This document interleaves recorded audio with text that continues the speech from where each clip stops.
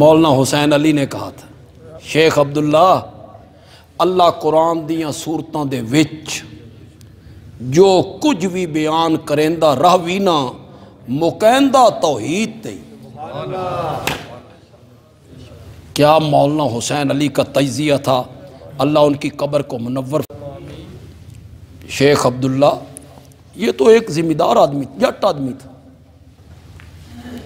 بار برداری کرتا تھا، اونٹوں پر بوریاں لاد کے، یہ جاڑے میں رہتا تھا، جاڑا ڈیرہ جاڑا اس کے پیچھے جاڑا ہے، وہاں سے سرگودا، سرگودا سے وہ اصل میں پیلو وینس کا تھا، تھل کے علاقے کا، ہندو مذہب چھوڑ کے مسلمان ہوا تھا 13 سال کی عمر میں مولانا حسین علی کے ہاتھ پر۔ مولانا حسین نے اس کا نام رکھا تھا شیخ عبداللہ، پڑھ نہیں سکا، ان کا مرید تھا، ان کے ساتھ رہا، اس شیخ عبداللہ کو حضرت صاحب نے پڑھایا۔ کیا تربیت تھی مولانا حسین علی کی،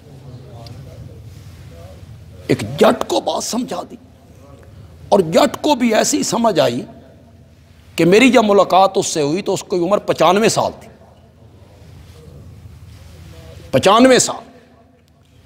اس نے مجھے یہ بات بتائی کہ مولانا حسین علی نے مجھے یہ کہا تھا شیخ عبداللہ اللہ قرآن دیاں صورتاں دے وچ جو کچھ بھی بیان کریندہ راوینا مکیندہ توحید تے یہی۔ جب اللہ اس کو ختم کرنے پہ آتے ہیں تو کس مسئلے پہ ختم کرتے ہیں؟ چلو یار اس کا تھوڑا سا منظر دیکھیں کہ اس میں کس حد تک حقیقت ہے۔ یہ صفحہ نمبر ہے 338 338۔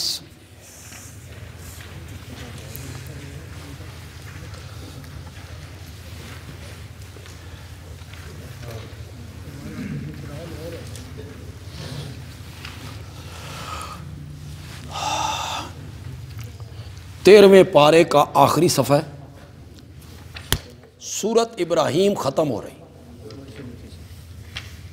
سورت ابراہیم میں بیان ہوئے وقائع دنیاوی اخروی، وقائع واقعہ کی جمع،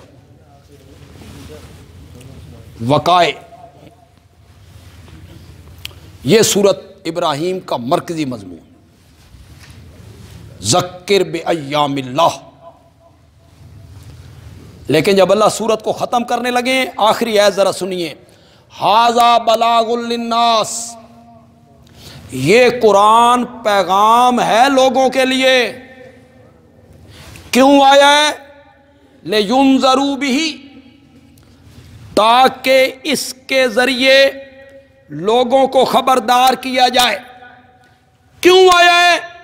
لِيَعْلَمُوا، تاکہ لوگ جان لیں انما ہوا الہ واحد،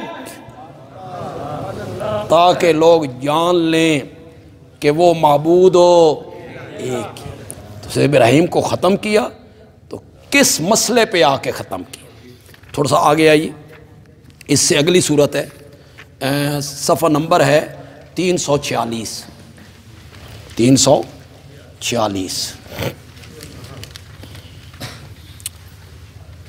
346 سورت نال شروع ہو رہی ہے، سورت ہجر کا آخری آیت ہے جی، سورت ہجر کی۔ سورت ہجر کا مضمون کیا ہے؟ ربما یود الذین کافروا، یہ اس کا دعویٰ ہے۔ مضمون یہ ہے سورت ہجر کا، اب وقت ہے مان لو، ورنہ میرا عذاب آ گیا تو پچھتاؤ گے۔ اس وقت کا پچھتانا کسی کام نہیں آئے گا۔ پھر اللہ نے پہلی قوموں کے واقعات ذکر کر دیے کہ دیکھو انہوں نے نہیں مانا، ہم نے پھر تباہی کے گھاٹ اتارا، پچھتاتے رہے، اس وقت کا پچھتانا کام نہیں آیا۔ یہ سارا مضمون صورت میں بیان کر کے آخری آیت پہ پہنچے نا تو فرمایا وَاعْبُدْ رَبَّكَ، عبادت کر اپنے رب کی، حتیٰ یأتیک الیقین، یہاں تک کہ تجھے موت آ جائے۔ تھوڑا سا پیچھے آئیے، یہ صفحہ نمبر ہے 304۔ صفحہ نمبر ہے 304.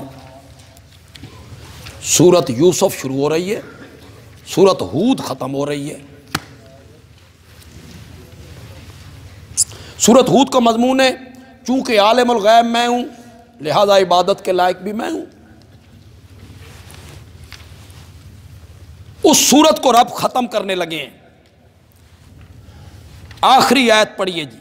للہ غیب السماوات والارض، اللہ ہی کے لیے چھپی چیزوں کا جاننا، وہ چھپی ہوئی چیزیں آسمان میں ہوں یا زمین میں.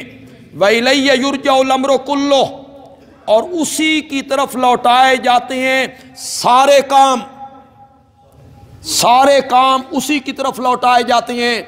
عالم الغیب بھی وہی ہے، مختار کل بھی وہی ہے. فَاعْبُدْهُ، پس عبادت کر تو عبادت بھی اسی کی کر. وَتَوَكَّلْ عَلَيْهِ، اور اسی پر کیا کر. سورۃ ہود کو ختم کیا. آگے آئیے ذرا.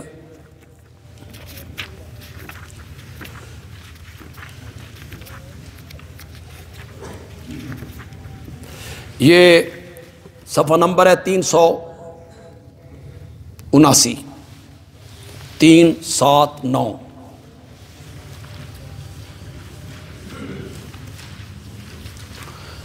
سورت بنی اسرائیل کو تو ختم کیا نا، مزہ ہی آ گیا. سورت بنی اسرائیل کا مضمون کیا ہے؟ یہ معجزے مانگتے ہیں کہ کوئی معجزہ دکھا. چلو ہم معجزہ دکھا رہے ہیں. ایک معراج، پھر اسی کے آگے قرآن کا ذکر کیا. ان ھذا القرآن یہدی للتی ہی اقوم. یہ سارا مضمون بیان کیا، ڈراوے بھی بیان کیے. آخری آیتوں میں کیا کہا؟ قل ادعوا اللہ، میرے پیغمبر کہیے گا پکارو اللہ کو. عبد الرحمن، یا پکارو رحمان کو. کیا مطلب؟ یا اللہ کہہ کے پکارو، یا رحمان کہہ کے پکارو. ایما تدعو، جس نام سے بھی پکارو نا، فلہ الاسماء الحسنی، اسی کے لیے ہیں نام اچھے اچھے. السمیع، العلیم، القدیر، القادر، المقتدر، المالک، رازق، اسی کے ہیں نام اچھے اچھے. ولا تجہر بصلاتک، اپنی نماز میں زور سے مت پڑھیے گا، نہ اس کو آہستہ پڑھیے گا. وابتغ بین ذالک سبیلا، بلند آواز اور آہستہ آواز کے درمیان ایک روش اپنائیے گا. وقل، میرے پیغمبر یہ بھی کہے الحمدللہ، تمام صفات کارسازی اللہ کے لیے ہیں. لم یتخذ ولدا، جس نے اولاد نہیں بنائی. ولم یکن لہ شریک، اس کا کوئی سانجی نہیں ہے. فی الملک، اس کی بادشاہی میں. ولم یکن لہ ولی من الذل، اس کا کوئی مددگار نہیں ہے عاجزی میں، کہ جہاں وہ کام نہ کر سکے پھر اس کو مددگار کی ضرورت پڑے. وَكَبِّرْهُ تَكْبِيرًا، بڑھائی بول اس کی. تو سورت بنی اسرائیل کو ختم کیا تو کس مسئلے پہ آ کے ختم کیا؟ توحید پر کیا. یہ اگلی سورت کاف ہے. آیت صفحہ نمبر ہے 395، 395. یہ سورت کاف ہے. سورت کاف کا مضمون کیا ہے؟ شبہات کے جواب. مشرکین کے ذہن میں شبہات تھے. اصحاب کاف 309 سال سوئے رہے، کچھ نہیں ہوا. معلوم ہوتا ہے بڑی کرنیاں بھرنیاں والے ہیں. ذوالقرنین مشرق مغرب میں گیا، معلوم ہوتا ہے بڑی طاقت والے ہیں. چلو جی، حضرت موسیٰ تو عالم الغیب نہیں، حضرت خضر تو ہیں نا، انہوں نے جو کام کیے تھے. یہ اشکال تھے ان کے ذہنوں میں. اللہ نے سورت کہف میں ان کے سارے اشکالات کو دور کیا. دور کرنے کے بعد آخری آیت پہ پہنچے. قل، میرے پیغمبر آپ کہیں انما انا بشر مثلکم، میں بشر ہوں جیسے تم. فرق کیا ہے پھر؟ فرق کیا ہے؟ فرمایا یوحا الیہ، میری طرف وحی کی جاتی ہے انما الہکم الہ واحد، کہ تمہارا معبود ہو ایک معبود۔ میں آپ کو کتنی جگہ دکھاتا چلا جاؤں، کیا تجزیہ ہے مولانا حسین علی کا۔ اللہ قرآن دیاں صورتاں دے وچ جو کچھ بھی بیان کرندہ راوی مکیندہ